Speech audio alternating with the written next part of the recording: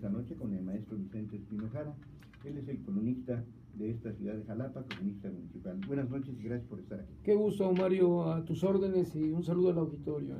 Gracias. Pues, ¿cómo van los trabajos desde que empezaste a trabajar en este asunto? Bueno, llevamos ya un poco más de 10 meses trabajando a través de la dinámica que impone el propio Consejo de la Crónica, porque en Jalapa tiene una particularidad, está integrado esto a través de un consejo de cronistas que lo forman diversos académicos, personas que tienen grandes perfiles en los conocimientos en diversas especialidades, arquitectos, urbanistas, arqueólogos, antropólogos, historiadores, músicos incluso, y que este colectivo que es, diríamos, el gran respaldo que tiene el cronista en este momento, tu servidor, pues nos permite arropar un sinnúmero de conocimientos para poderlos transmitir a la sociedad. Durante el año que pasó, 2016, bueno, tuvimos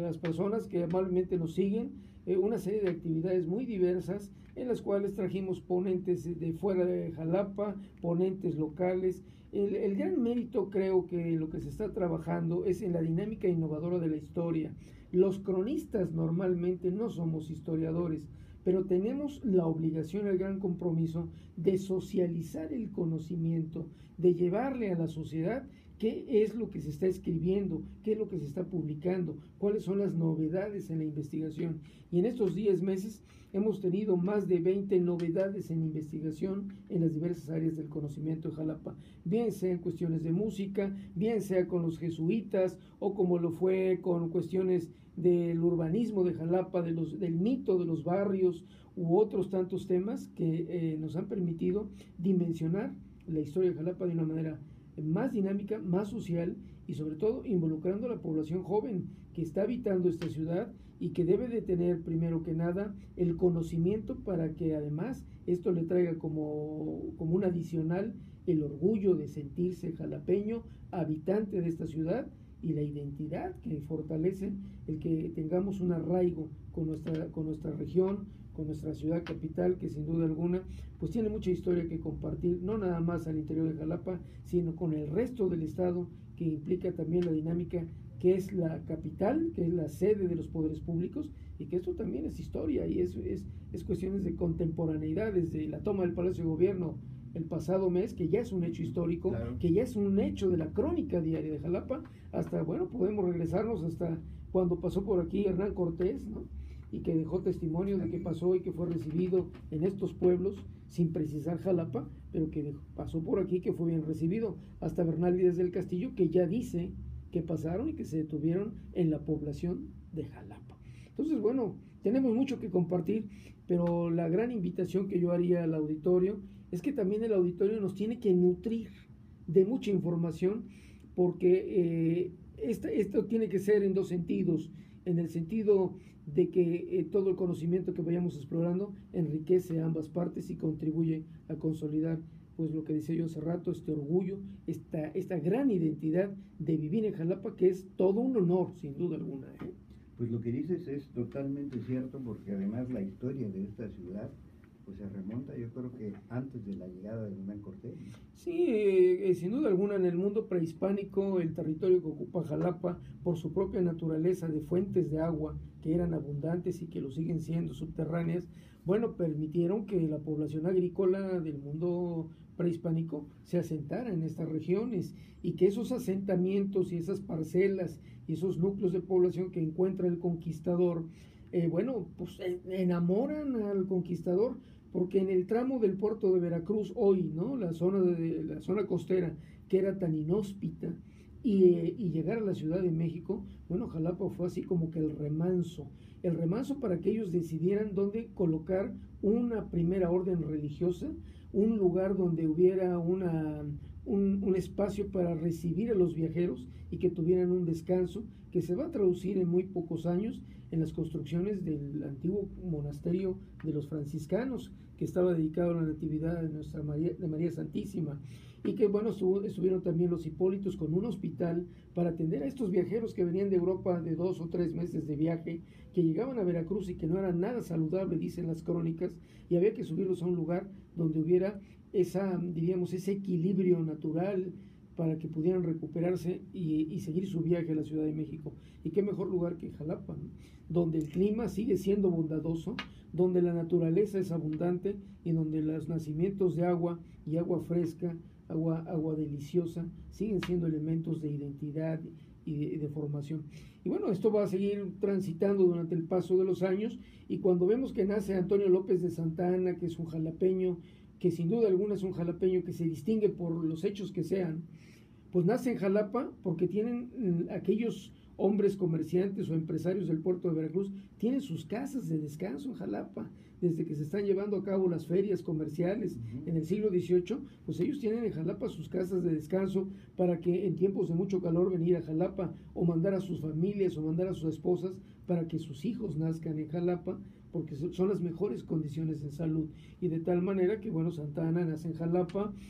nuestro expresidente Sebastián Lerdo de Tejada nace en Jalapa, don Francisco Echeverría, hijo de veracruzanos y de un español, nace en Jalapa, ¿no? Entonces, bueno, son las condiciones. José Joaquín de Herrera, ¿no?, nace en Jalapa, que son los 4 hombres que, además de ser jalapeños, fueron presidentes de la República, y pocas ciudades del país pueden darse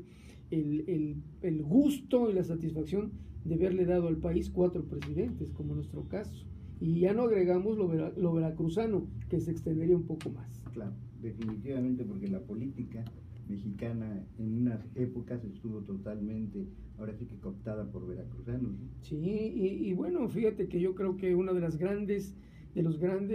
aportaciones que Jalapa tiene es que desde tiempos muy remotos ha sido un punto intermedio entre la Ciudad de México y el puerto de Veracruz, pero un punto intermedio que se ha arropado en las diversas épocas de elementos que dan confort, que dan satisfacción, como es el arte, como es la cultura, como es la propia tradición del jalapeño, y el auditorio no se dejará mentir. Cuando estamos fuera de Jalapa, cuando estamos en otro estado de la federación y nos identificamos como jalapeños, de inmediato vienen palabras de elogio a nuestros grupos musicales, a nuestra orquesta, a nuestra tradición literaria, musical, creativa, a los artistas que ha dado Jalapa y a los grandes músicos que sigue dando, ¿no? Entonces, bueno, yo creo que todos esos elementos, estamos tan acostumbrados a vivir en medio de la cultura que a veces no lo valoramos en Jalapa, y nos damos cuenta cuando estamos fuera. Cotidiano, ¿no? Se hace cotidiano. Ya para finalizar, porque nos quedan creo que 2 minutos de tiempo, ¿qué le dice el cronista de Jalapa a la población en este momento? ¿Qué es lo que está haciendo el Consejo? Bueno, en este momento tenemos ya programadas nuestras actividades. Iniciamos hoy con una conferencia dedicada a un personaje de la historia local, que fue el maestro David Ramírez Laguañec. En el pasado mes de diciembre cumplió 100 años, era el centenario de su nacimiento, y no quisimos dejarlo pasar porque él fue cronista de Jalapa también y aportó una gran obra, tanto literaria como institucional, formando instituciones para formar historiadores. Y bueno, iniciamos el día 3 de febrero con una exposición fotográfica que va a estar en el parador cultural que tiene el andador Carlos Fuentes, con fotografías de los constituyentes veracruzanos que hace 100 años justamente pues estuvieron en estos debates, en estas aportaciones, en esta construcción del Estado mexicano de derechos sociales. Y los veracruzanos, la Diputación Veracruzana fue muy participativa, muy decisiva en la toma de decisiones finales para construir el texto constitucional. Y después vendrán charlas, pláticas e encuentros con académicos, que desde luego les estaremos a ustedes compartiendo la calendarización para que el público se acerque y que además vengan a ver todo esto, porque es parte de su historia, es parte de su origen y es parte de la cotidianidad del estado de Veracruz, que sigue siendo uno de los estados fuertes, sólidos, que aporta en la cultura y sobre todo en la cultura jurídica, ha aportado mucho, ¿no? Pues mira, aquí en Siglo XXI cuentan ustedes con todo el apoyo para difundir todos los eventos que estén haciendo, con todo gusto. Nada más nos mandan unos días antes para que les demos un buen espacio y podamos platicar con ellos y además volver a platicar, ¿no? No, sí, sin duda alguna, y además muy importante también la opinión del público, escuchar al público, escuchar las inquietudes, y bueno, eso, insisto, nos fortalece, pero también nos da la oportunidad de llegar a los hogares, a las casas, platicar, dialogar en las comunidades, en las congregaciones, porque Jalapa pues tiene 5 congregaciones, Y Jalapa no lo podemos entender al 100%, sino es también con el discurso de quienes viven en las congregaciones, claro, y congregaciones tan antiguas que tiene Jalapa como Chiltoyac, que es toda una historia, ¿no? Entonces, pues está la oferta, estamos a sus órdenes y bienvenidos todos los comentarios. Yo tengo un correo electrónico al que me pueden escribir, que es cronistadejalapa@hotmail.com, y estamos a sus órdenes. Fácil. Bien, pues maestro Jara, muchas gracias por estar con nosotros. No, gracias a ustedes. Por hoy ha sido todo, que la pase bien.